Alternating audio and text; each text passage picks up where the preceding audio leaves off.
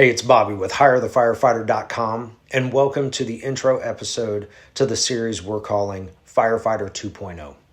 Today, we're just going to cover where the idea came from and why I believe it's important for us to be discussing the topic of conversation of our plans after the fire service. I do recognize that there are many factors that play into the roles of many different situations, but there are a lot of times we just brush these types of conversations off. Things like, I'm just getting started, I'm too young, I don't need to worry about stuff like that. Maybe some are thinking, I'm too old, I've been doing this too long, I don't know anything else but this. Maybe some of you are financially savvy or your pension structure allows you to be able to retire and never have to work again.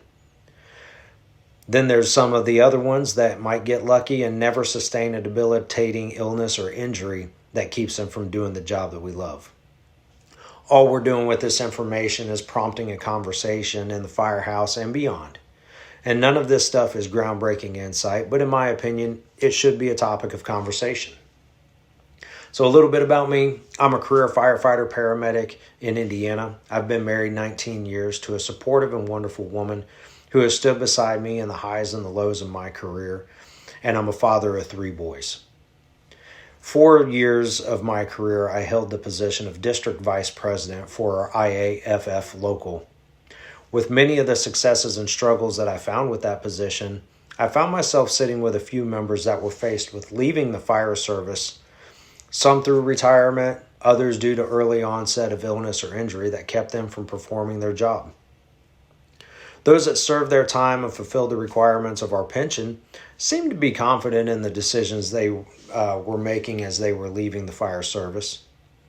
But then there were those that had to leave early due to those illnesses and injuries, and that was a little different. There were many mixed emotions. Those that had started a business or were working on their days off seemed to be disappointed that they had to leave the career that they loved, but they also knew that they had other opportunities with the skills that they obtained through the fire service. Those that were not in this position had an emotion of uncertainty. The what's next became very real. In the conversations that I've had with them, there was a struggle of not knowing where tomorrow was going to take them. And this is a very real feeling. Having this discussion with a retired NFL friend of mine, it appears that we're not the only ones that face this inevitable decision in our lives. When we begin our career, we are all in, and we believe we can do this job forever. Many here today aspire at becoming chief somewhere, but what happens if those doors are closed? Since our training in the academy, we have been molded and trained to prepare for everything. We've all had at least one of those incidents that we never thought we would see in our career, but we train like we've been there before. So why would we not prepare for our future the same way? Like professional athletes, other first responder careers, military, and any other profession that's physically and mentally demanding, we must be prepared for the future and what life after the fire service has to offer. We have an inherent dangerous career.